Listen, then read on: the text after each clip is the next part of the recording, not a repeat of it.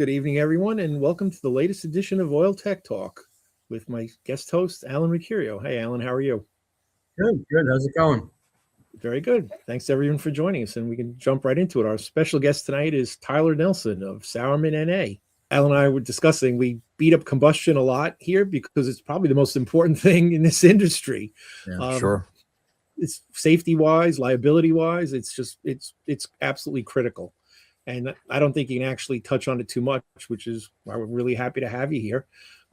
Tyler's written a book. I think it's just Combustion Analysis is the name. It's Combustion Analysis, The Essentials. And I have read most of it. I have not finished it, but I have to say I'm very impressed. Right from the get-go, it's not a text-rich, it's not a novel you have to sit down there and devote to, but it's just a lot of good information delivered in a really good manner. What were you thinking about? What made you write a book? So when I've done trainings, a lot of the times you get asked, hey, can you send me your PowerPoint? Well, it's my intellectual or lack of intellectual property for a better, rationale. So I really don't traditionally send a PowerPoint out, but I was going to develop a little field guide, and then I'm like, you know what? Let me just do a full-blown book. If I'm going to give it out, I might as well do it the right way. So the book came out of necessity as far as being asked to have something that technicians can take away when we're done with a class. And it's a longer form version of what I do in class. And it has, as you will see if you haven't read it yet, but you'll see that there are 21 diagnostic scenarios in there. There's a cracked heat exchanger section in there. I cover commissioning, diagnostics, I cover maintenance, I cover gas pressure, I cover rooftop units, I cover commercial boilers. And then I have a speed dating around at the end, so to speak, a rapid fire where I put another 16 additional diagnostic scenarios in there, because a lot of people teach this, but if they've never done anything in the field, they've never been a mechanic, they don't know what they can only teach it so far. So I decided to expand on what I've been able to do in class and kind of offer that to everybody. And it seems like it's resonated well. Jim Bergman's given it a 5-star review. He's made multiple posts about it. So it seems like it's landed properly and it's getting some traction out there. So it's nice to see it. And I'm just happy to pay it forward.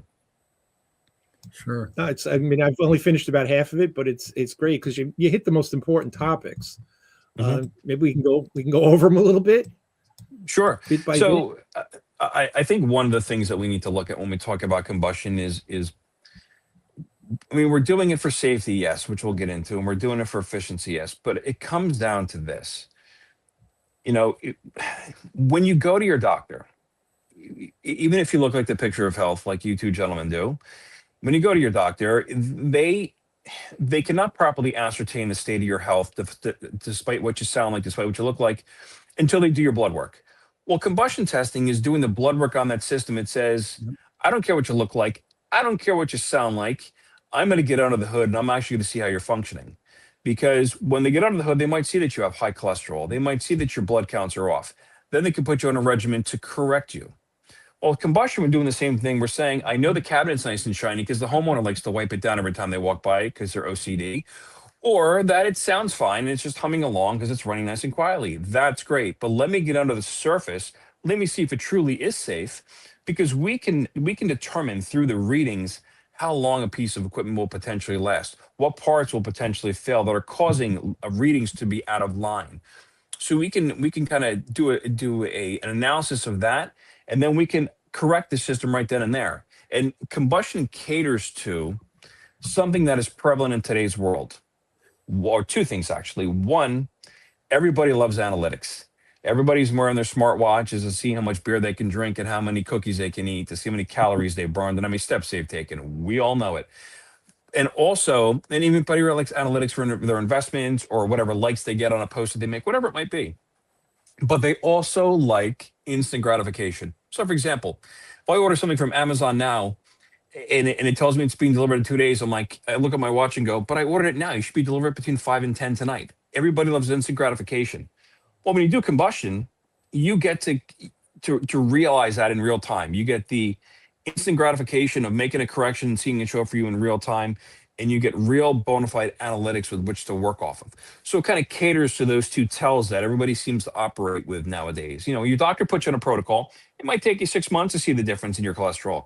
You make adjustments to a system, you're seeing those adjustments show up within 2 seconds, and it's been corrected. So you have a sense of accomplishment every time you walk away from a piece of equipment, knowing that you made it better, potentially saving somebody's life, yes, adjusting it so it runs more efficiently, yes, but you're also enhancing its longevity and potentially saving an issue for the homeowner and an expensive repair down the line. Because that's what we're trying to do. We're trying to get ahead, see around the corner, correct those things before they fester, get out of control, and become an expensive ordeal. Because everything always breaks at the most inopportune time. Christmas Eve, heading into Thanksgiving weekend, that kind of a thing. Absolutely. And I like the part you mentioned, it's not optional. I had a discussion with some people last week about commissioning HVAC systems, airflow, combustion, and they considered it optional. And, how much extra you should charge for this. And I use the same doctor analogy. If you went to the doctor and he didn't check your blood pressure or pulse or respiration or anything, he's not doing the job. Fire him. It's not optional. This is part of the job. It's mandatory. It's not an extra. So I'll give you a case, and it's in the book. So I've had the good fortune of speaking at basically every major conference that exists in the country, I think with the exception of ACA, and because I've never just dealt with it until this year. So in doing so, I've had some heads of some very prominent equipment manufacturers in my presentation. Well, one has seen me 3 or 4 times. And I was doing a presentation it was like last year, and he raised his hand in the back of the audience, and he does this, and he points if he could speak, and they handed him a floor mic, and he walks around to the side of me, and the room was packed, and he goes, I've seen Tyler speak a bunch of times, and I've sat quietly back, but now I'm going to say something. And I thought I was being taken into the principal's office. So I thought I said something that maybe he didn't like, but it really doesn't matter to me because I all my stuff is fact-based. So he goes, I'm going to make it really simple for all of you. And he's a very smart man. He goes, say you take ourselves, you take other equipment manufacturers, and say we make 50,000 furnaces that are 60,000 BTUs each. Do you honestly mean to tell me that you think that all 50,000 furnaces are going to behave the same way, and all those residences that call for 60,000 BTUs think they're all going to behave the same way? He goes, if you think we're that good, we're not. You're dreaming. We're not that good. If you are not customizing these for the environment you're placing them into, you're doing it wrong. And he went on to say, which is not what I use. He goes, when you guys are doing this, you're not testing the efficacy of what we're producing for you. You're creating a handshake between the piece of equipment that we've manufactured and the environment you're placing it into. It's a handshake, and you're making sure that handshake fits properly. And that's what you're doing. And that's why we should be commissioning with an analyzer. You might go weeks without having to adjust anything. And then you might have a run where you have 6 to 8 within 2 weeks that you have to adjust.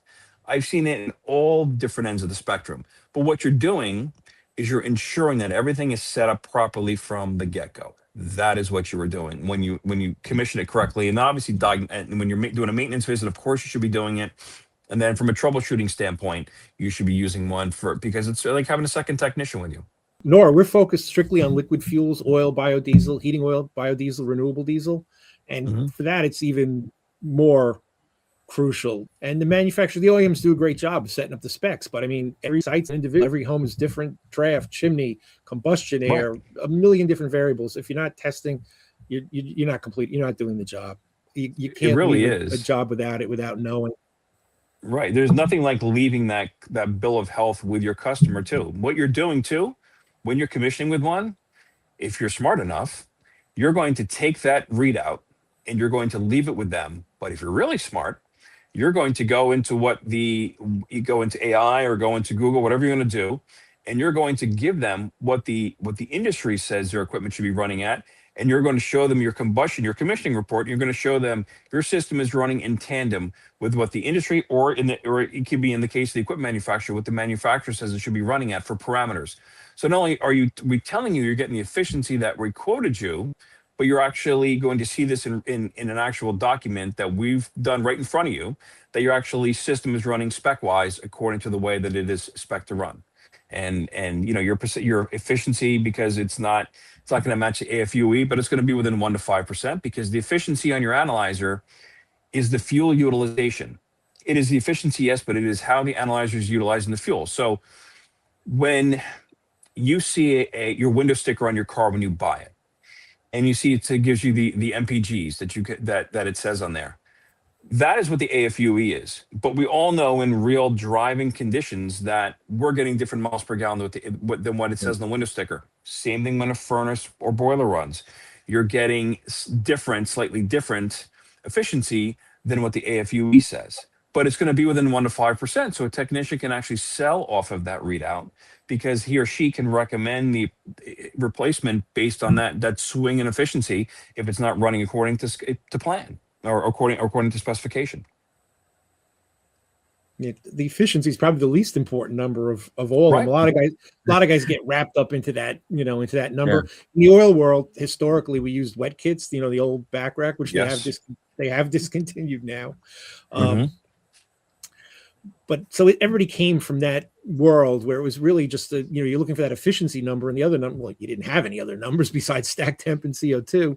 You didn't have any, and you didn't look at the entire picture. You're looking at a snapshot of a tiny part of the elephant. You had no idea what the rest of it looked like, and that's the advantage of the analyzer now. You get a real-time look at the entire picture. Not only that, if you really want to take it a step forward, which is what I've been speaking at quite a bit about lately, and I just spoke at the educators conference for HVAC excellence on this topic. It's integrating AI in with what your readings are. So if you're smart and you're going to marry that with the technology that is at hand today, you're going to take said readings and you're going to import them into AI. And if you want to get diagnostic guidance, you can get it. If you need to get a second opinion in there, you can get it. If you want to get a way to script a repair recommendation to a customer because maybe you're not good with the spoken word, you can get it. So if your customer is an engineer, you could say, listen, we both know engineers are going to keep me for an hour and a half trying to explain something. I need a concise explanation for this repair based on these readings. This is my recommendation. I need a concise script that I can go into this engineer so I can be in and out of there in 10 minutes and get confirmation that they want to do the repair or replacement. You could do a whole host of things having technology at hand now that we didn't have years ago. And you can get away from the crowdsourcing nature of AI by giving it the proper prompts where you tell it that you're not going to tolerate it being hallucinogenic. You're my AI engine. You shouldn't act like you're like, this is the 1980s and you're on Quaaludes. I don't want that from you. I don't need you to act like you're doing ecstasy. I need you to act like you're the proper intelligent engine that you are. So don't give me hallucinogenic answers.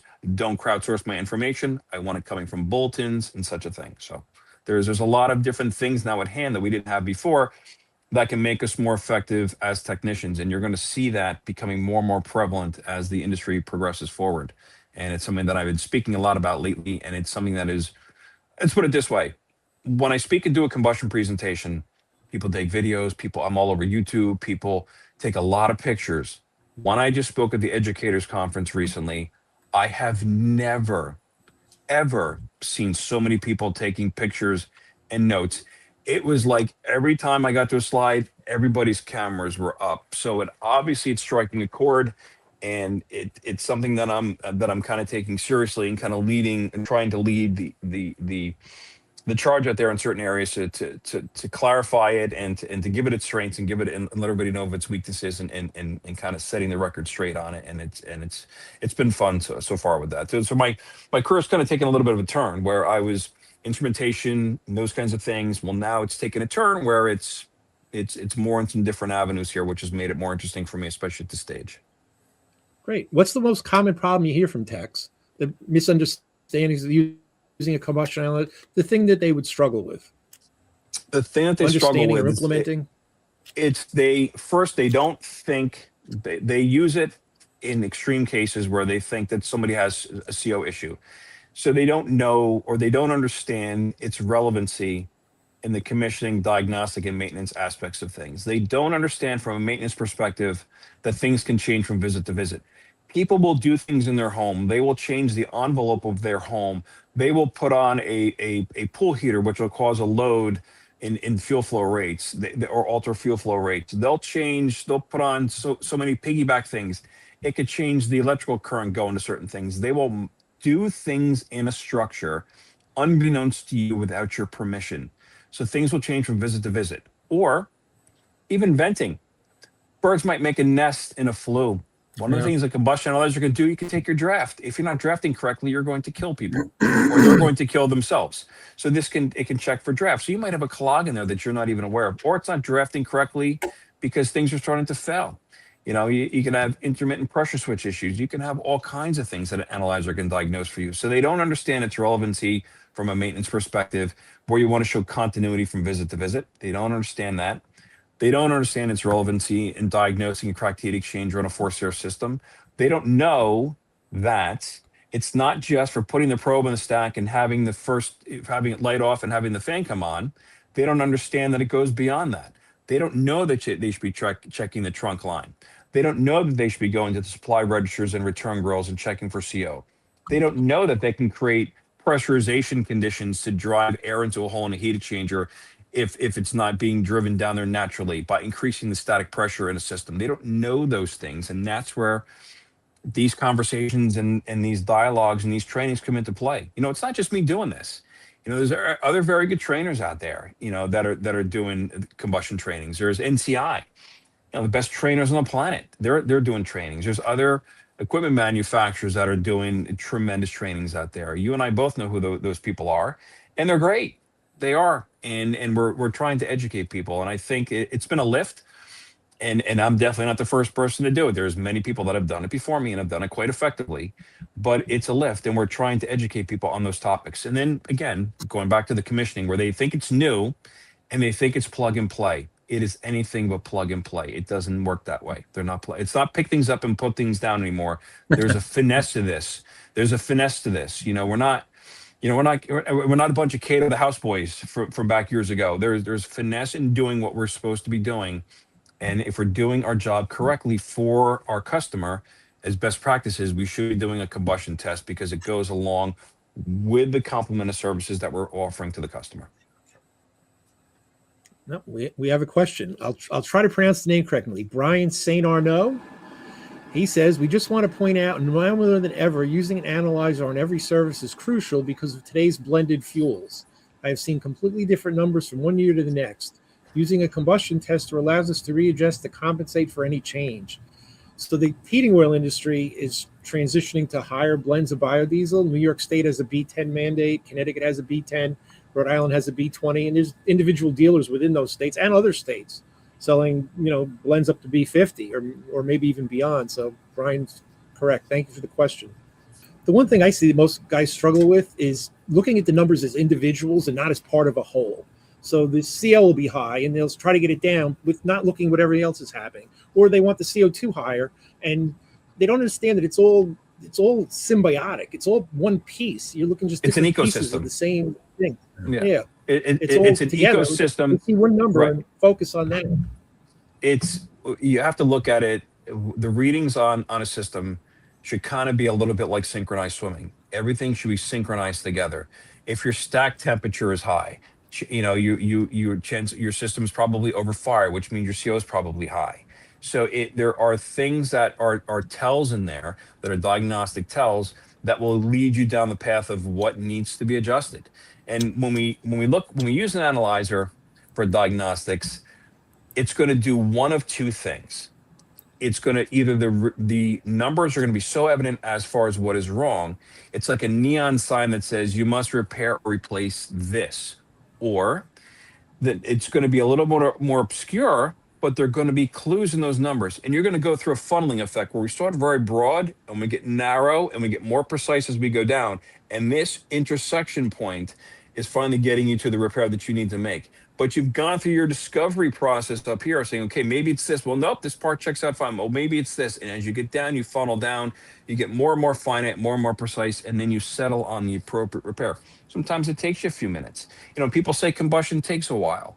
It takes 10 minutes. You can do an adequate combustion test in 10 minutes time from setup to breakdown and getting it done correctly and recording your information. Now, you can let things run longer if you want to data log and do some other stuff, but you can normally do it in that time period, because one of the things we don't do in this industry is one of the things we do, which we shouldn't only do, is we test at steady state.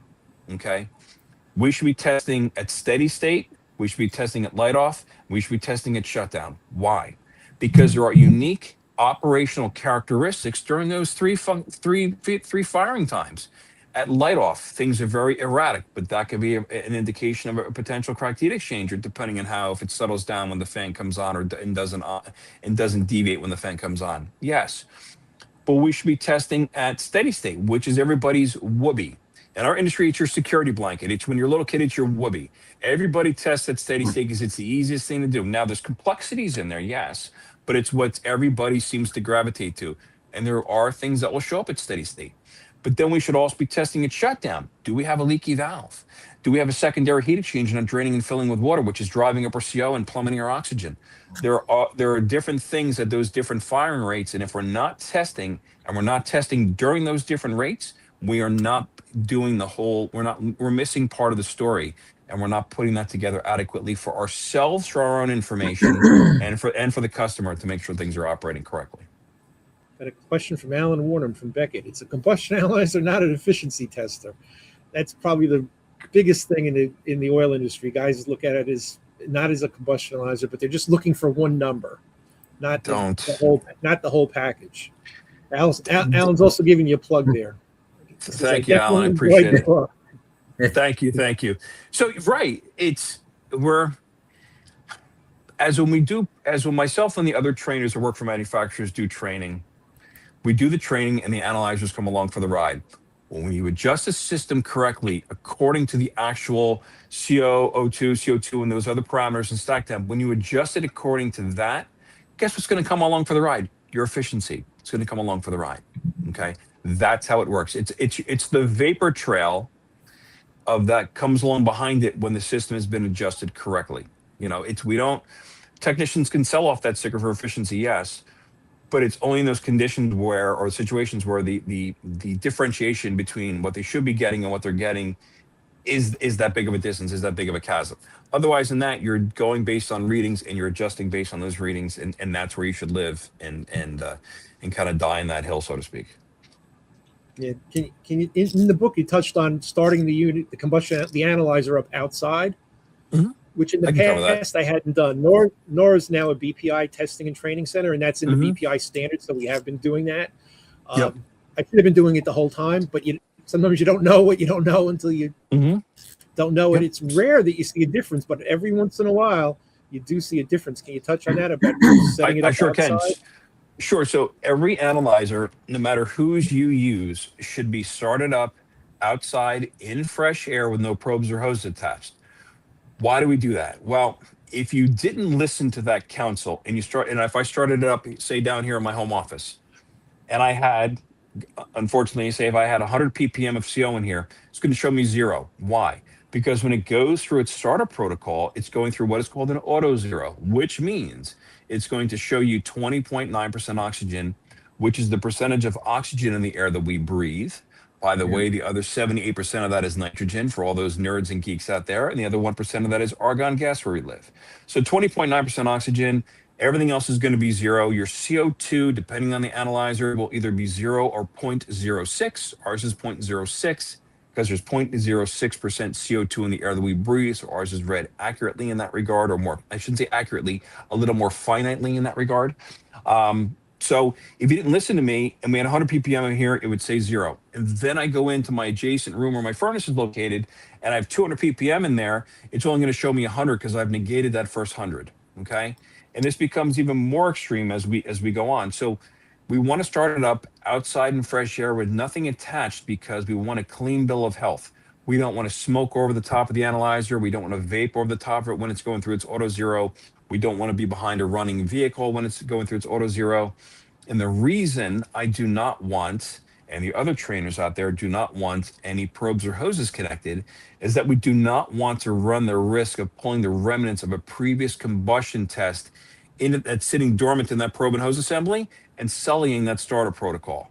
Okay, so we want a clean bill of health. All right.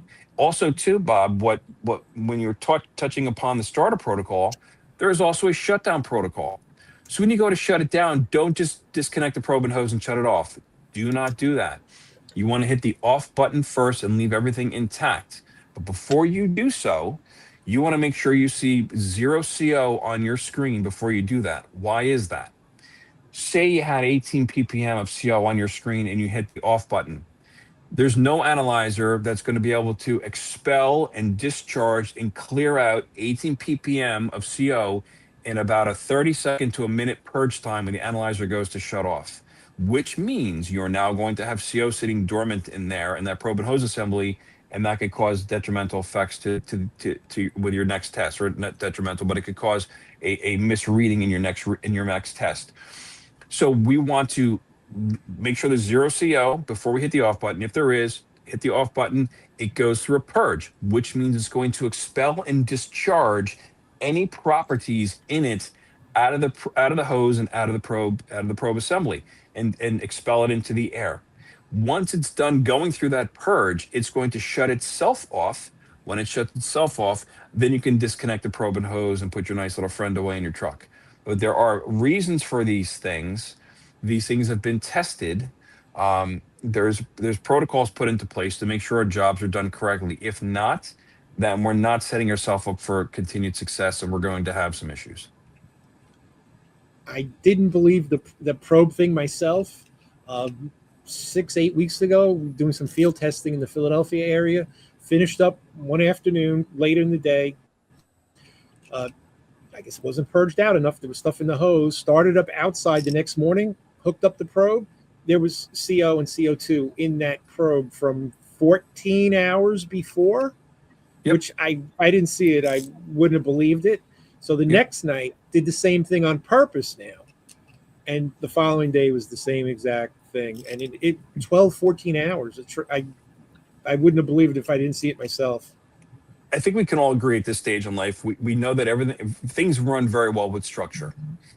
And the structure in what we do is put in there for a reason. Well, if we can get technicians or mechanics to follow the structure, they're going to be much better off, because it's going to provide for more accurate testing, but it's also going to provide for more safer safer testing conditions as well, because we know that the readings coming off the analyzer are correct, even from an ambient CO sweeping perspective.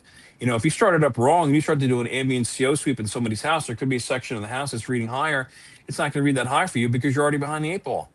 You already sold the protocol. You're solely the process of it, because you didn't start it up correctly outside in fresh air with nothing attached and let it auto zero correctly. Yeah, I didn't think it would stay in the probe for that long, but it absolutely can. Yeah, I've actually, for the past several years now, when I'm teaching the students when we're doing combustion, and I'd learned this from honestly, I think it was Richie Bruno years ago. Yeah. And what I tell the students is, when you remove the probe, put it aside, don't turn it. I know it has a rinse cycle, but just go ahead, start cleaning things up, and just keep looking over. By the time, once you see it back at 20.9% oxygen and everything else is clear, now when you turn it off, that's even the extra that's pushing things through, and that should, if nothing else, also preserve the life of your sensor, since it's a perishable item. Agreed. And what we say with that too is, you're also, when you put that probe and hose assembly down, you're also giving it a chance to cool off. So you're letting it cool off. You're letting it take in fresh air. That's what you're doing. So you have the time to do it. So if you do your job correctly, see what's becoming interesting for us now, and I'm noticing it, and obviously the other trainers are too. And if you don't know this yet, you're going to see it. This is no longer, again, I pick things up, put them down, push, pull. This is becoming a thinking person's trade now. Yeah. We have to think better.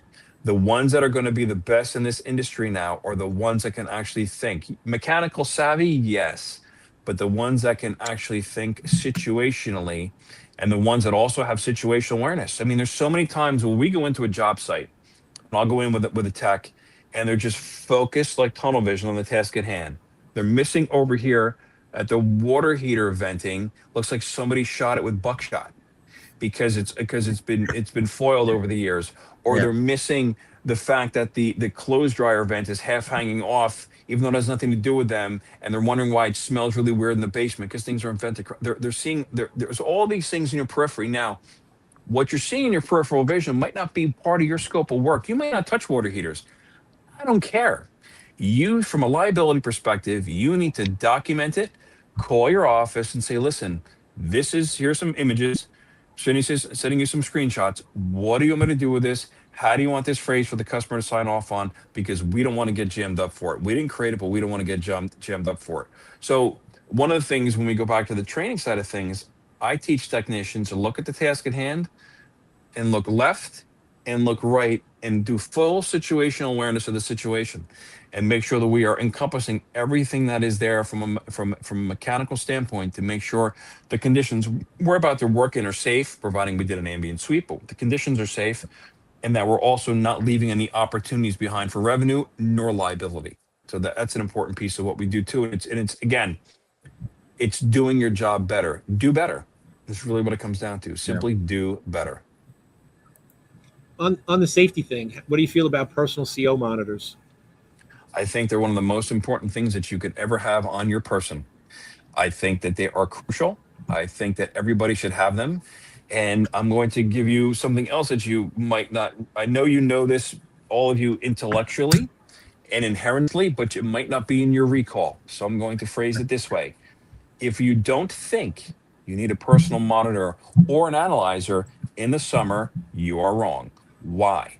You're going to work on an air conditioning system in somebody's house, right? And you're outside and say you're like me and you're nice and bald and you want to get your bald head tan and you have your gauges hooked up and your phone's like going off for a second and you're just relaxing in the sun and you're sniffing and you're like, wow, their food really smells good. Guess where you're going? Inside to work on the air handler. Guess where their oven or stove is? Inside. Guess where the water heater is? Inside. And they're using a fuel-fired appliance in the dead of summer because they're living their lives, but you're going inside. So you're going into confined spaces and you need to have that protection. So if you're not using your analyzer, obviously in the summer to monitor that environment, okay, but you need to wear a personal monitor because the alarms in people's properties are designed to go off after 70 to 300 ppm after 1 to 3 hours of exposure. Yep. All you get is 9 over 24 hours and 35 ppm over 8 hours for exposure for limits for OSHA regulations. So you're already behind the 8 ball, and those alarms that these people have, they're normally the cheap thing they bought at Home Depot or Lowe's, which is what most everybody gets. Yeah. And the reason they're buying cheap is that they don't get any social mileage out of it. It's not a nice car, it's not a nice lawn, it's not a nice watch, so nobody cares. So they spend the least amount of money on it just to get by.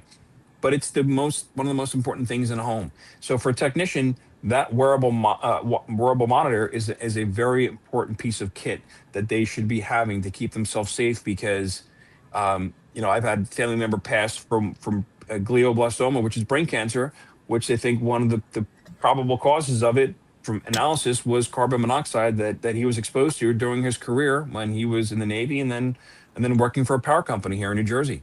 And he came down with it 14 years after he left the field because it can hit you 1, 5, 10, 15, 20 years down the line after you left. But it was his constant exposure in those environments that made an inroad into his neuroplasticity and manifested itself in glioblastoma, again, which is brain cancer. And he was diagnosed in January of 2003 and died July 21st, 2003 of it. And it was once you see stuff like that, you guys have we've all knelt at different graves. We've all dealt with people that have been ill.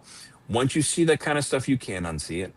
You can't unsee it. Yeah. And it changes your life. So it changes the paradigm in which I see all of this. Bob, you'd asked me in the beginning, why'd you write the book?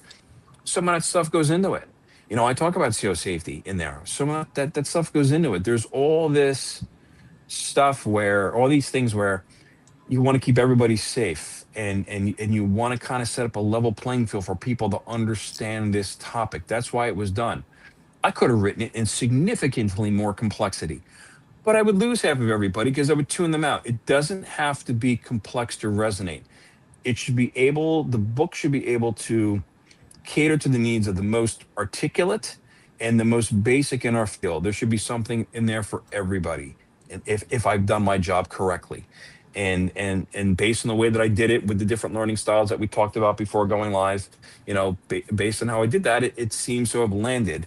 It's nice to get emails and texts and phone calls from people and feedback from people that have learning disabilities and telling me that they've never been able to learn this topic before, even though their service managers hammered them and their bosses hammered them and other techs have hammered them. But when they read it, because of the way it was laid out with the different learning styles, they were finally able to have it be absorbed for once. And that's the kind of stuff I like. I want nobody left behind. Yeah. You know, we're teased, as you guys know, we're teased and we were ridiculed years ago. Why? Because our hands get dirty. So people think that we're the ones that sat in the back of shop class and failed. No, we're not. We're the ones that keep you safe and comfortable. That's what we do. I bring comfort and safety all day. That's what I do. And I want everybody to be able to do that in a proper fashion and as safely as possible. And this is just one of those best practices. Oh, absolutely. Actually, I was reading an interesting story today about a personal CO monitor going off in an all-electric home. Yes. Oh, yeah. Oh, yeah. Batteries. Oh, yeah, boy. I had it. One of the leading contracting firms in this country, one of the trainers reached out to me on a Saturday and he said, you know, hey, Ty, can I text you? I'm like, you just did, but go ahead. It goes, I'm getting CO in my garage and I don't have any fuel fired stuff. I have all electrics, battery powered stuff now in here for like the Ego mowers and stuff like that. I said, okay. I said, it's your batteries. He goes, I know it's about 10 o'clock in the morning. Have you been drinking on a Saturday morning? I said, no, just remember, you texted me. I didn't text you. I said, no, I haven't been drinking. I go, here, let me send you something. So I sent him something on the batteries and how much CO they can generate. And that's what happens. So obviously I'm on my phone for this, which we had talked about before because of a connection issue. But when I open up my laptop here and I have a big screen right in front of me here, right? I will go on my personal monitor. I have a sensor con. My sensor con will go, and even my analyzer will do the same thing, but will go from 0 to 2 ppm within 5 seconds. As soon as the screen fires up and the laptop is on, every time. I close the laptop, everything goes down to 0, but it goes to 2 ppm right out of the gate. So yeah, it's interesting what the electric can do, and that's with no fuel fired, anything running, and that's just opening it up. And I could do it, open and close laptop, and it does it. In this case, it was the oven. Oh, it was the oven. Gotcha. This But case, batteries can do it. Yeah. Self-cleaning oven. Ah, yeah. Yeah. That can do a big the trap off in the oven. I never even thought of that. Yeah. As a possibility. We have a comment from Steve Martino. I use my personal CO monitor everywhere, even on vacation. Pool heaters are a big producer of CO. As our commercial dryers used in hotels. I've had mine go off on a cruise ship balcony. It makes a lot of sense. Much better off being safe than sorry. Yeah. Yep. It's Thank you, Steve. going back to thank you, Steve. So going back to the other thing, batteries can do it for sure. They will cause it to go up. Obviously, the self-cleaning oven They're outgassing during charging. Yes. Oh yeah. Everybody thinks everything's nice and pristine. Yep. Look it up. Look it up. You'll see. I learned a couple things today. Yep, it can do that, and Steve is right. On vacation, when you're on holiday, last thing you want to do though is when you're on a plane, you start showing people, they will freak out because of all the jet fuel and all the CO. Once you get in the flight, you're fine, but a lot of times when you're taxiing, it's going to be very, very high. Sure. And there it can be very high, but it does dissipate. It does go away once you take off and you're in flight. But yes, it's those pool heaters. There are so many people that have passed on due to issues with pool heaters. It happened outside of Philly where at first it was a 75-year-old woman who passed. She was almost 75 or almost 80. They thought, oh, old age. Then it was a person that was 38 years old. They're like, it's kind of weird, but okay, maybe it just whatever, heart issue, whatever. Then they had a 2-year-old pass, and it's all in the same hotel. And they found that it was the jacuzzi heater for the jacuzzi tub, and these people all slept in that same rough area in that room, and that's what caused them to pass. There's a multitude of things that can happen. It's when we talk about safety, right? And we always focus on the acute poisonings where either somebody dies or 30 kids from a daycare center get rushed to the hospital because they look lethargic. What we don't focus on, though, is the low-level poisonings that happen to people when they're not wearing a personal monitor or they're not using an analyzer to perform an ambient sweep in the environment that they're working in. It's the day-to-day service call to service call inroad that it makes into your neuroplasticity and to your cognition that is causing the issue and then the increased illnesses manifest themselves. We have the highest rates of dementia of all the service industries out there. We have the highest rates of brain cancer of all the service industries out there in this industry. There's a lot of firsts. We have the lowest age where people leave our industry. The average age of a service tech in our industry is 55. The average age a technician leaves our industry is age 56. So there are reasons for that. And a lot of times guys and men and women think they can't problem solve anymore. That's not the case. You've been fixing things since you were children. It's what you do. It's easier for you to work on a piece of equipment than it is to brush your teeth and put your pants on. But yet you think magically now you can't problem solve anymore and some technology's beating you? I call bullshit on that. That's not happening. It's you have a foreign invader that is wearing away at your cognition, forcing you to have an inability to deduce and problem solve anymore. And that is what's causing some of your problems. And we're seeing that more and more in studies show up. That's why there's more and more attention being paid to this topic. It's incredibly cheap insurance. It is. It is. You can't beat it. It's pennies very a smart. day. Yeah, pennies a day. Yeah. Again, I love SensorCon one has been great. It's been crucial in my arsenal, and it's a very, very important piece of kit to have if you're a tech. Can you touch on CO versus CO air free? What's Sure the can. difference? Yep. So CO air free is what we should be looking at when we're doing combustion testing. CO air free is your carbon monoxide number with the oxygen factor taken out of it. In other words, there's no dilution of the carbon monoxide from the oxygen in the air. So, for example, and then regular CO has the oxygen factor, the dilution in there. So, or the oxygen factor in there. So, if I have a CO number of say 18 ppm, my CO air free could be as high as 37 to 43 ppm. If I have a regular CO number of 100, I could have a CO air free number as high as 200. So the greater the amount of CO, the higher the distance between CO and CO air free. The greater that distance becomes, which means the impact is more detrimental. That is why if a technician wants to do this the best way possible and be as granular as possible, they want to use CO air free for doing their combustion testing. Now, I use it on everything. I just default to CO air free for everything, for whether it's monitoring the ambient environment this way. I look at it this way, especially when it comes to monitoring the ambient environment. CO air free is your hell number. If your hell number looks like heaven, you're in good shape.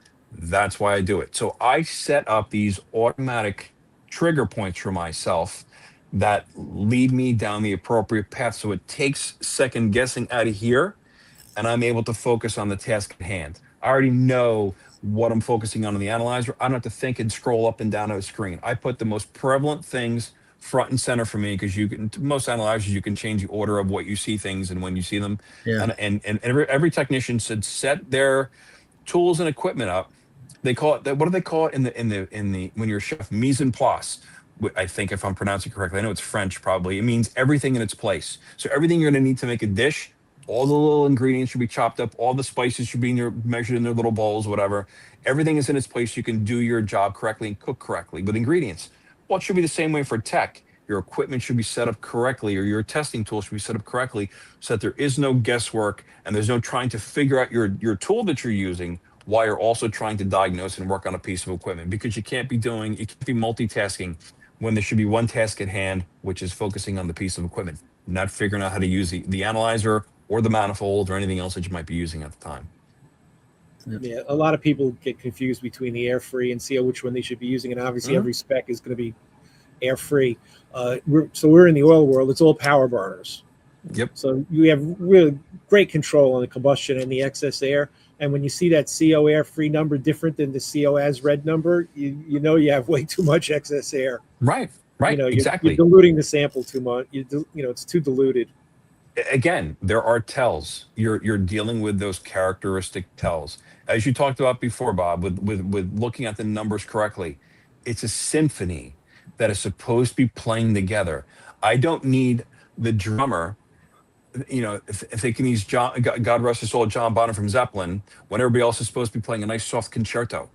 I need everything to be playing in unison together. So there's a symbiotic relationship between all those things together if we're adjusting a system correctly and monitoring it correctly. You mentioned before steady state. What exactly is steady state? So there's 3 different run cycles or periods in a system's operational time, essentially, that we encapsulate. There is light off, which is first 60 seconds of burner operation. And then there is steady state, which is 5 minutes or greater of system runtime, or which some refer to as the run cycle. I refer to it as steady state, which most other trainers do as well. Some call it run cycle, but most of us refer to it as steady state. That is when you're taking your draft.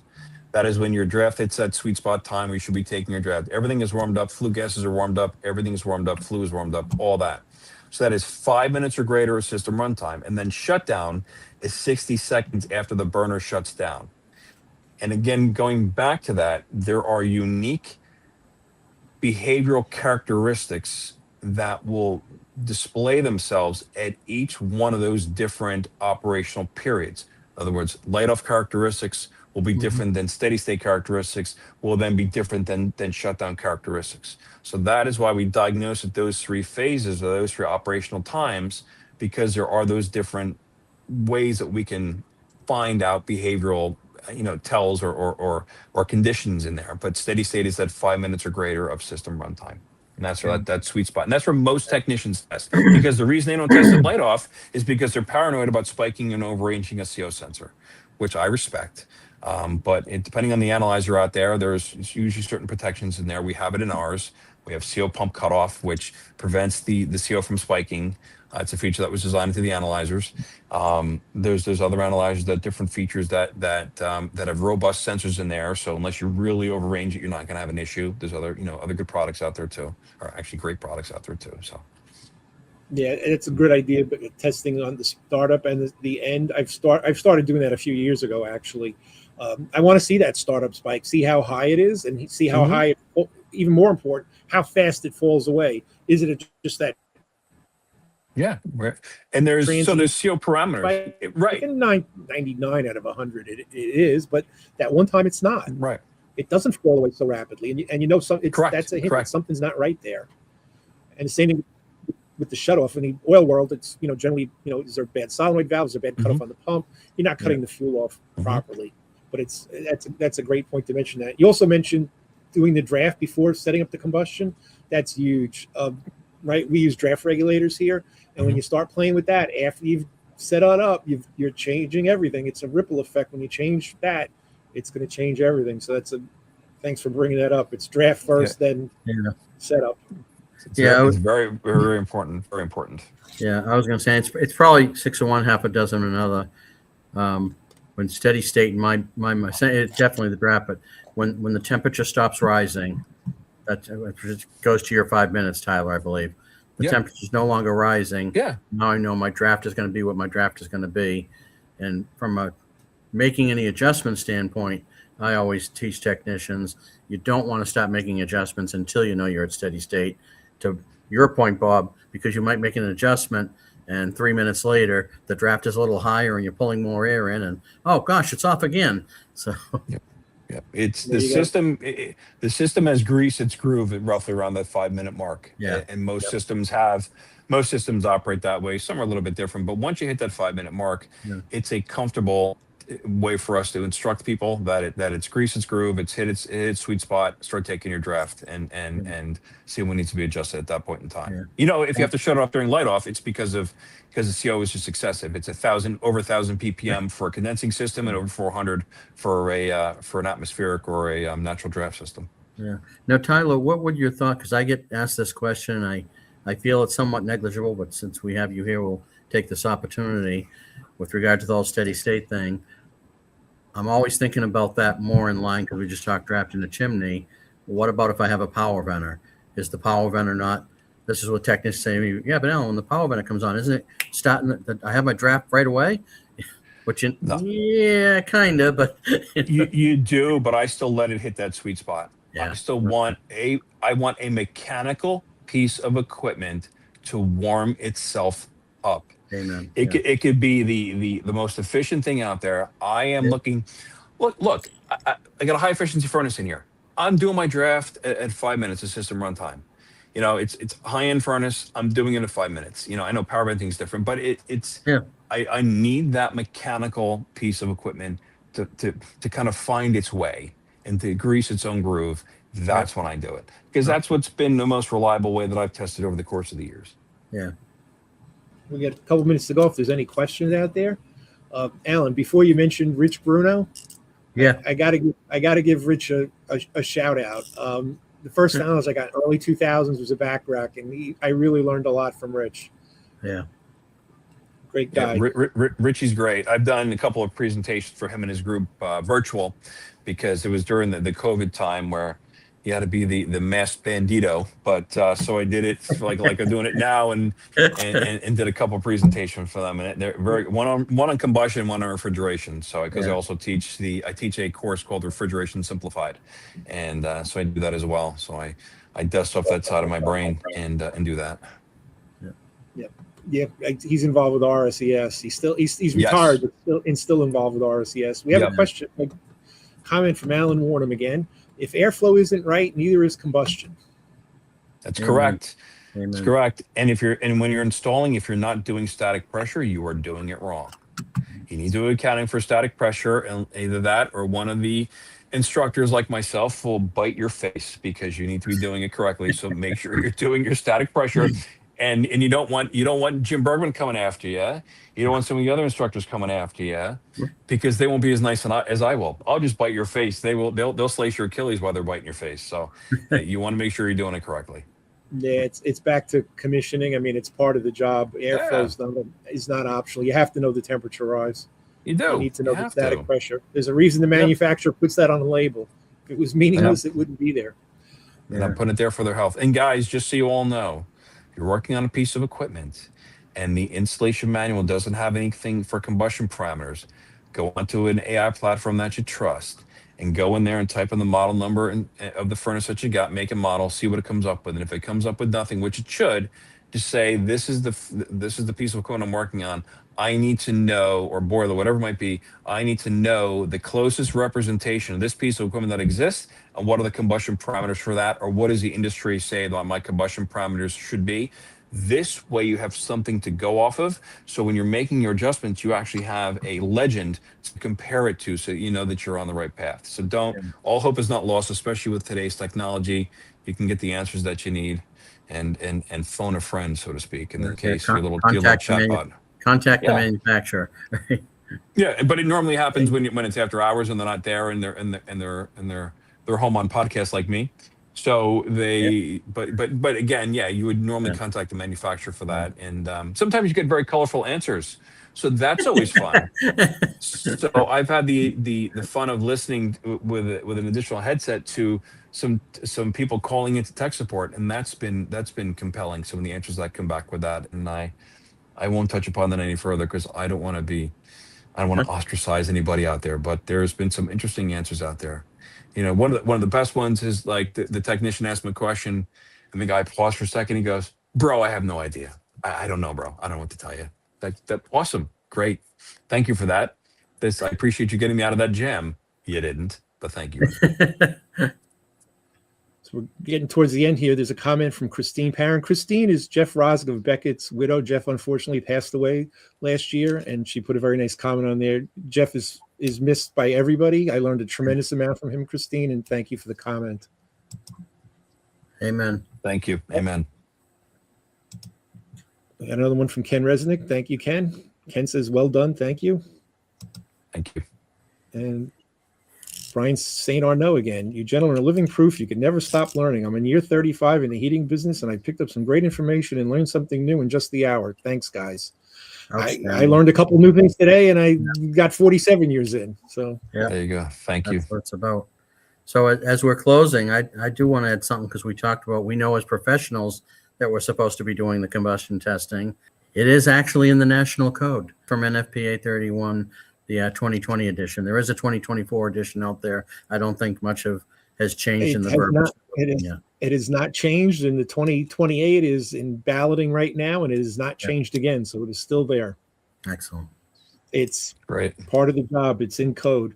Before we wrap up, if anybody has any more questions, now's the time to get them in. But Tyler, you'll be doing a presentation at the Eastern Energy Expo on Tuesday, May 19th at 10:20. Yes, I will. It Any is idea what going you're to going to be talking cover. about?